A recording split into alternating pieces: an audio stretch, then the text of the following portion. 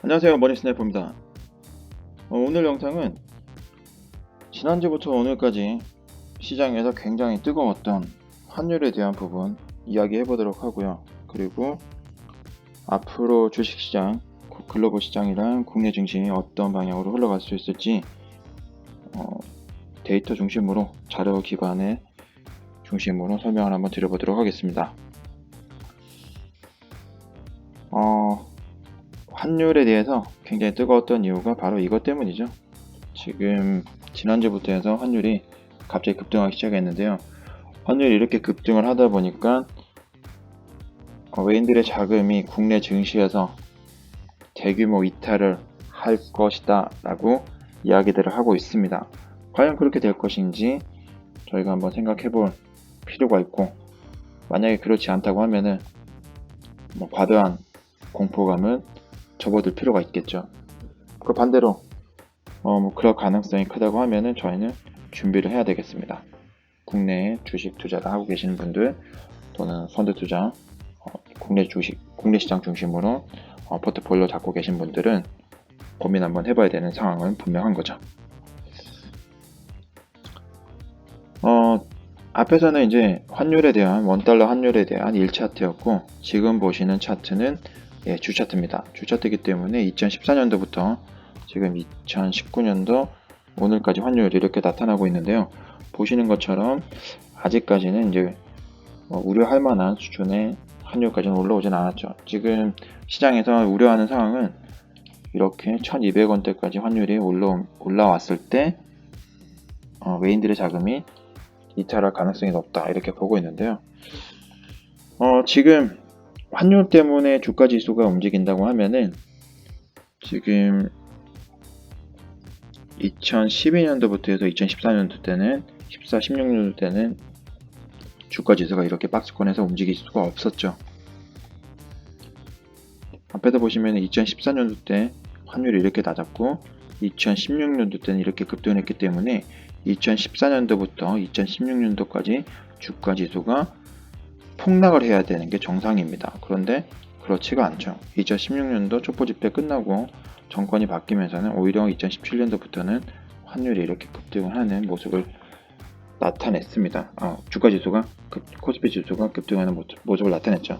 그렇기 때문에 환율과 주가 지수는 막 옛날처럼 그렇게 밀접한 상관관계가 나타난다고는 심플하게 단순하게 이렇게 얘기하기는 무리가 있는 것은 분명합니다.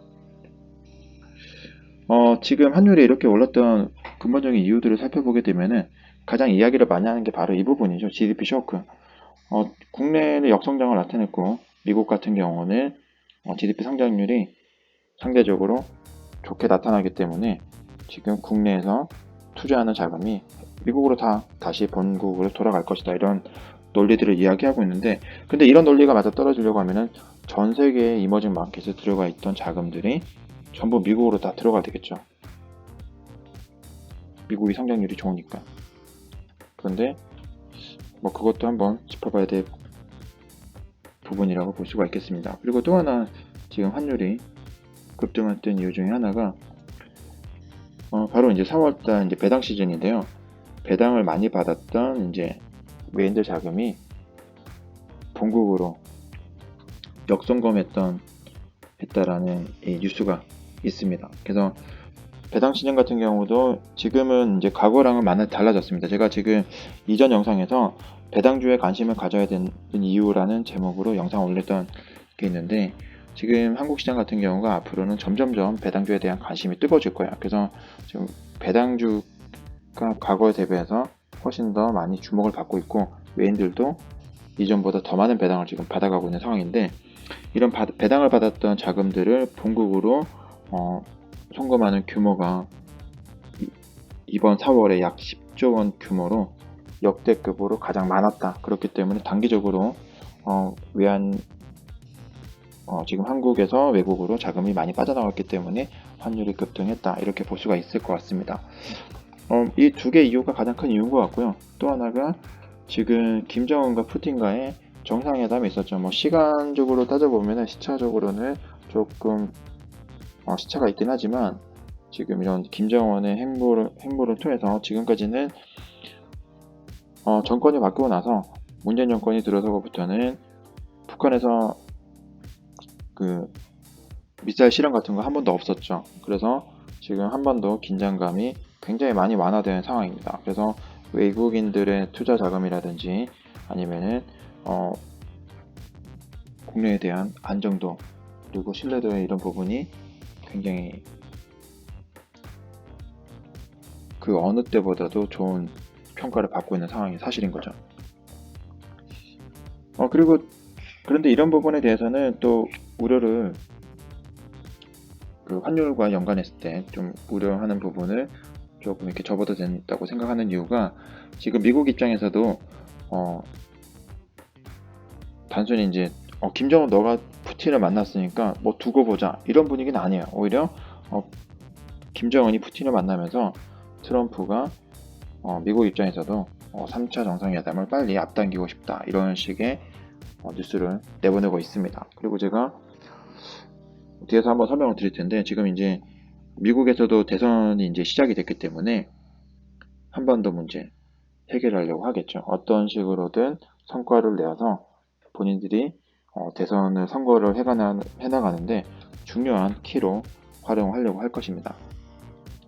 그리고 여기에는 이제 트럼프와 푸틴 그리고 미국과 러시아의 관계도 중요한 이유가 있을 수 있는데 제가 뒤에서도 잠깐 설명을 드리도록 할게요. 지금 보시면은 국내 자금 지금 수급에 대해서 제가 설명을 드렸던 영상이 하나 있는데 그 영상을 먼저 보시고 여기 하나 마지막으로 이제 정리를 하시면 될 것 같으세요. 지금 4월 1일부터 4월 29일까지 4월 달에 총 외인들의 자금 흐름과 이렇게 유가증권은 코스피고요. 코스닥 시장에서 외인들 보유 자금이 나타나고 있는데 단위는 1,000원인데 뭐 이 금액은 뭐 중요한 게 아니고요. 보시면은 이렇게 외국인들 돈이 많이 들어왔구나 이렇게 보시면 될 것 같습니다. 근데 여기서 우리가 주목해야 될 부분은 뭐냐면은 이 시장에서 차지하는 외인들 자금의 비율이거든요. 보시면 거의 일정합니다. 이게 외인들이 이 코스피나 코스닥을 얘네들이 잘 시장을 뭐 자주유지하는 부분도 있지만 이 비율을 어느 정도까지 유지를 하면서 움직이거든요. 보시면은 2019년도 지금보다는 훨씬 더 작은 규모죠. 470조 정도 규모인데 35%, 36% 그리고 코스닥 시장에서는 25조 중에서 11% 그리고 1월 말부터는 외인들의 자금이 조금 많이 들어와서 37%까지 약 한 1% 수준까지 끌어올렸습니다. 그러면서 외인들 자금이 이렇게 들어오면서 코스피 시총도 조금 살짝 같이 늘어나는 그런 분위기였죠. 그리고 또 하나 2018년도 자금 흐름을 보시게 되면은 지금보다는 자금 규모가 컸는데 이때는 37% 정도 수준에서 코스닥 같은 경우는 13%에서 14% 수준에서 유지를 하고 있습니다. 그리고 작년 가장 크게 급락을 가져왔던 10월달 시장을 보시게 되면은 역시나 외인들이 차지하는 비중 자체가 코스피 코스닥 시장 통틀어서 차지하는 비중이 37%가 안 되는 36% 중반 또는 11% 전후로 이렇게 가지고 가고 있는 모습을 보실 수가 있는데요. 지금 이게 뭐 어떡하라고 이렇게 반문을 하실 수가 있는데 지금 이렇게 제가 자금을 외인들의 수급 비율을 보여드렸던 가장 큰 이유는 뭐냐면은 외국인들이 국내에서 시장에서 자금을 그냥 확 빠지지 않습니다. 뺄 수가 없어요. 지금은 코스피 시장이나 한국 뭐 코스피나 코스닥이나 지금 절대적으로 뭐 바닥을 지키는 이 저점이 있잖아요. 그 저점 밑으로는 외국인들이 자금을 빼질 않아요. 뺄 수가 없습니다. 왜냐하면 패시브 자금 중심으로 글로벌 시장에서 움직이는데 그러다 보니까 국내 시장에서는 일정 비율을 유지를 해야 돼요. 근데 그 비율이 몇 퍼센트냐면은 35%에서 37%입니다.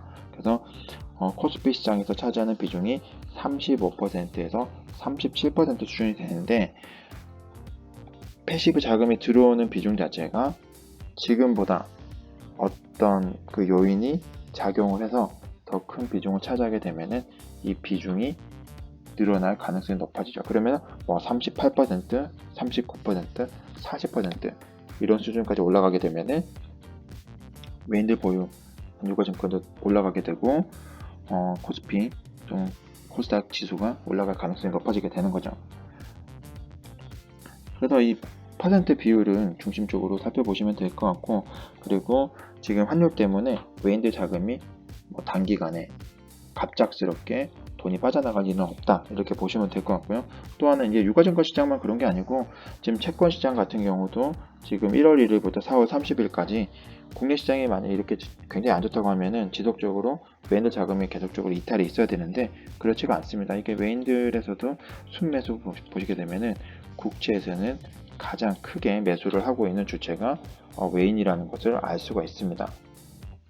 그리고 또 하나 4월 23일 GDP 성장률이 역성장을 발표했던 그 시점으로부터 이제 4월 24, 25부터 해서 살펴보시더라도 외인들의 자금은 여전히 국채를 계속해서 매수를 하고 있는 상황이다, 이렇게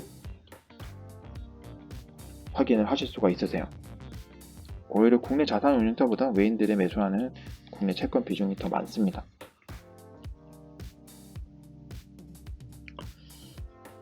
네, 그래서 제가 그 2018년도 10월 28일 날 방송했던 내용 중에 하나인데요. 보시면은 이때 제가 그 무역전쟁이 한창 이제 발생을 하면서 10월달 급락하고 나서 그때 방송으로 제가 말씀을 드렸던 게 지금부터 중국 본토 주식 저점에서 분할 매수 하시는 것을 추천드린다, 이렇게 말씀을 드렸고, 중국 주식 접근하시기가 부담스러우신 분들은 지금 위안화 환율 자체가 굉장히 지금 저점에 지금 있는, 역사적으로 저점에 있는 상황이기 때문에 환전하셔가지고 위안화로 들고 계시는 것도 추천을 드린다, 이렇게 말씀을 드렸었죠. 그때가 바로 이 시점입니다. 이때 160원 초반대였죠. 근데 지금은 173원입니다. 기준 환율이. 근데 이제 환율을 그냥 이제 매수를 하셔가지고 이걸 환차익을 노린다고 했을 때는 저희가 이제 매도 가격에서 사고 파는 가격에서 이제 이 편차가 있기 때문에 재미는 없어요. 하지만 주식을 매매하는 입장에서는 저렴하게 환율이 쌌을 때 환전을 많이 하시고 그 가지고 있는 자금으로 다시 중국 주식을 산다고 하면은 환차익과 시세차익도 동시에 가져갈 수 있는 그런 상황이 될 수 있는 거죠. 그리고 또 하나 아까 처음에 말씀드렸던 것처럼 이게 정말로 달러가 절대적으로 강세가 나타내고 있는지 다른 국가의 환율과도 비교해서 한번 살펴볼 필요가 있겠는데요. 우선은 원화 같은 경우가 달러 비교했을 때는 지금 이렇게 단기적으로 지금 급등을 했었고, 위안화 대비도 마찬가지입니다. 위안화 대비에서도 173원까지 이렇게 급등을 했습니다. 그러니까 우선은 이렇게 두 개만 보면은 분명한 거는 지금 원화가 약세가 온 것은 분명한 것 같아요. 단기적으로 원화가 약세가 온 것은 분명한 것 같은데, 이 원화 약세가 이제 그 이유가 달러가 상대적으로 전 세계 시장에서 엄청난 강세를 나타내기 때문인지, 아니면은 그 단순히 지금 우리나라 원화만 지금 약세를 나타내고 있는지를 살펴볼 필요가 있는데, 보시는 것처럼 브라질 헤화라, 그리고 인도 루피, 그리고 러시아 루블, 그리고 그 중국 위안화까지 이렇게 살펴보시면은 우리나라 원화처럼 움직이는 환율은 없습니다. 전부 다 이렇게 박스권에서 움직이고 있죠. 그렇기 때문에 지금 현재 외환시장에서 환율 움직임은 우리나라 원화만 약세를 나타내고 있다, 이렇게 보시면 될 것 같으세요. 그리고 또 하나 좀 부연해서 설명을 드리면은 무역전쟁에서 가장 중요한 바로메트라고 할 수 있는 척도라고 할 수 있는 위안화 달러 환율로 보시게 되면은, 위안화 달러 환율이 지금 현재는 휴전 협정 이후로 이렇게 횡보를 하고 있는데요. 지금 마지막 이제 협정이 끝나고 나서 협상이 딱 되고 나면은 아마 방향성은 이렇게 갈 확률이 굉장히 높죠. 즉 위안화가 강세가 나타날 가능성이 높습니다. 지금 달러 인덱스 상으로는 아니면 다른 국가 대비해서 달러가 지금 현재 강세를 나타내는 이유는 뭐 크게 두 가지 이유가 있는데요. 첫 번째는 지금 미국의 기업들의 실적이 너무나 좋기 때문에 지금 주가 지수도 좋고 실적도 괜찮으니까 미국의 경제가 견고하다 뭐 이런 신호를 나타내는 게 하나가 있고, 또 하나는 뭐냐면은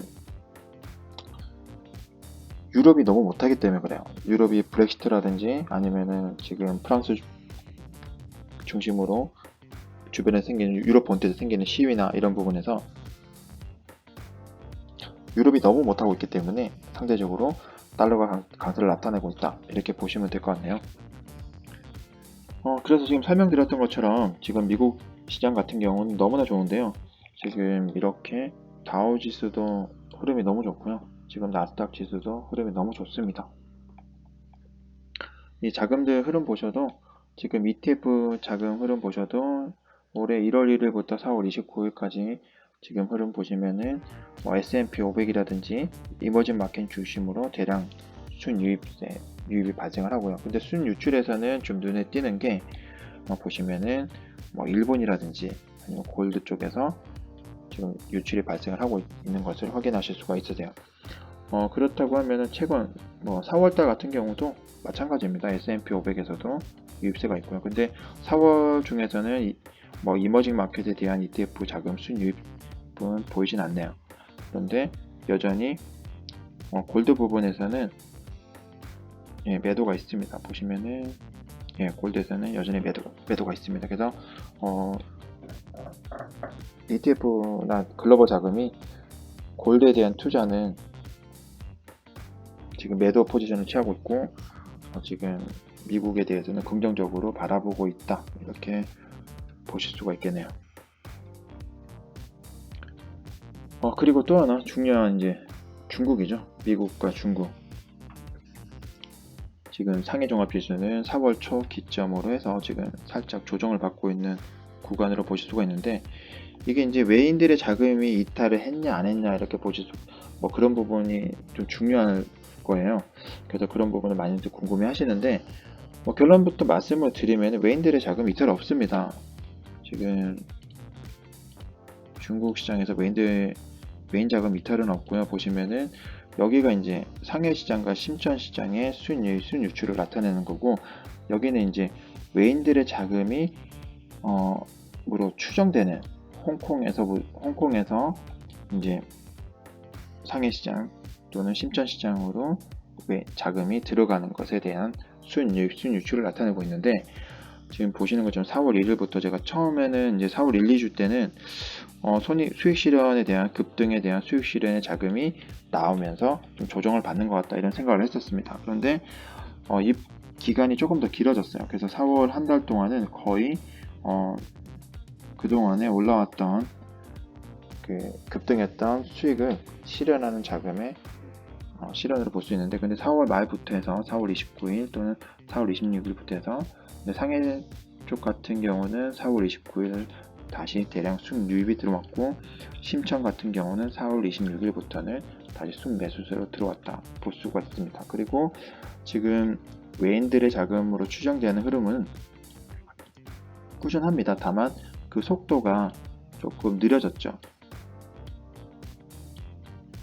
좀 큰 폭의 흐름을 가지고 오다가 마지막 주에는 조금 그 흐름이 좀 더뎌졌다, 이렇게 보시면 될 것 같아요. 그래서 아직 중국으로 들어갈 외인들 자금은 아직도 훨씬 더 많이 남아 있고요. 그래서 지속적으로 자금이 들어갈 가능성이 높고요. 근데 문제는 이제 그거죠. 무역 전쟁과 미국이랑 중국이 협상이 잘 끝나고 미국 입장에서는 여전히 이제 대선에 대해서 포커스를 맞추고 있을 텐데, 그 대선 그리고 패권을 유지하기 위해서 미국이 중국한테 지금 현재 협상했던 거 이외에 또 어떤 부분을 어떠한 방식으로 요구하는가가 또 이런 자금의 흐름이라든지 주가지수의 흐름을 좌우할 수 있다고 볼 수가 있으니까, 그런 부분을 우리는 항상 관심 있게 볼 필요가 있겠습니다.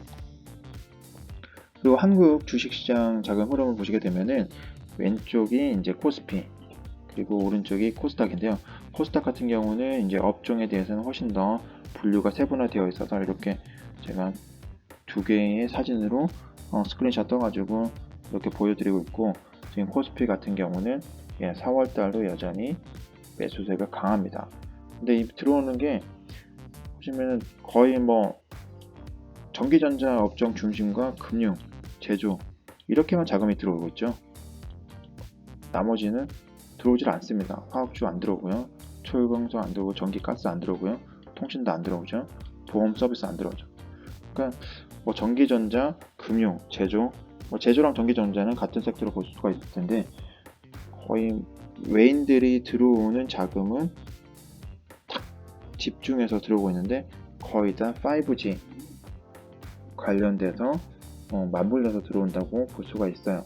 그래서 지금 미국에서 시작된 출발했던 5G 관련된 부분이 한국 시장에도 영향을 미치고 있다, 이렇게 보시면 될 것 같고요. 근데 코스닥 시장에서는 그런 부분이 바로 반도체 그리고 IT 이런 쪽에 작은 순유입이 들어가고 있는 것을 확인하실 수가 있습니다.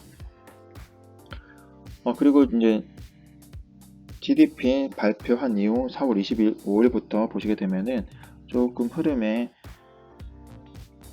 조금 유의미한 흐름이 있는데, 바로 서비스업에서는 다시 코스피 시장에서는 서비스업에서도 외국인의 순유입이 있는데요.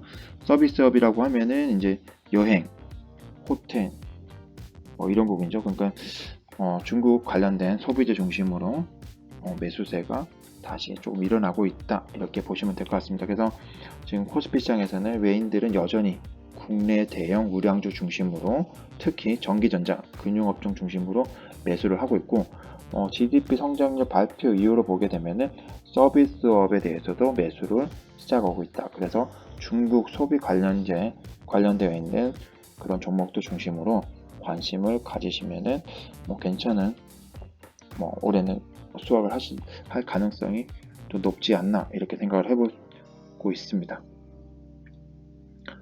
그리고 끝으로 좀 중요한 뉴스도 몇 개 설명을 드리고 영상 마무리 하도록 할 텐데요. 지금 FOMC에서 어떤 지금 금리 스탠스를 나타낼지가 전 세계가 주목을 하고 있죠. 그리고 지금 오늘자로 발표됐던 게 전 세계가 주목을 했었던 유로존 분위기에서는 유럽의 GDP가 생각보다 안정하게 고만고만하게 발표가 되면서 당분간은 글로벌 증시에서는 큰 게 충격 없을 것 같아요. 그래서 미국은 당분간 금리 인상이 없을 것이고, 유럽에 대해서도 GDP 성장률이 안정적으로 발표가 되면서 글로벌 증시에서는 당분간 큰 충격은 없을 것이다, 이렇게 보고 있고,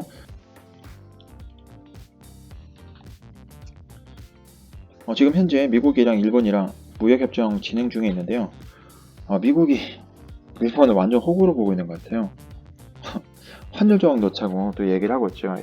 일본 입장에서는 과거 프라자 협정을 통해 가지고 굉장히 뼈아픈 쓰라린 과거가 있는데, 이번에 다시 환율 조항 넣자라고 미국에서 일본한테 요구하고 있고, 그러다 보니까 지금 앞에서 설명드렸던 것처럼 글로벌 ETF 자금이 일본 쪽에서는 순 매도세를 이어나가고 있는 것 같습니다. 그리고 저 개인적으로는 가장 중요한 뉴스라고 생각을 하고 있는 게 바로 푸틴과 김정은 간의 정상회담을 제가 꼽을 수 있는데요. 이 부분은 이제 러시아는 원하는 건 그거죠. 천연가스를 북한을 통해서 남한, 그리고 길게는 일본까지 공급하고 싶어하는 것이 러시아의 꿈이고, 또 하나의 꿈은 북한을 통해서 열차, 횡단, 육상로를 통해서 남한까지, 우리 한국까지 연결하고자 하는 것이 러시아의 꿈이라고 할 수가 있겠습니다. 그런데 이제 많이들 이야기를 하죠. 러시아와 미국과의 관계는 방수 관계인데 이게 가능하겠냐, 미국이 이걸 가만히 두고 보고 있겠냐 라는 것들 얘기를 많이 하시는데, 그런데 저 개인적으로는 전혀 불가능한 문제는 아니라고 생각을 합니다. 왜냐면은 트럼프와 또 푸틴과의 관계가 보통 관계가 아니거든요.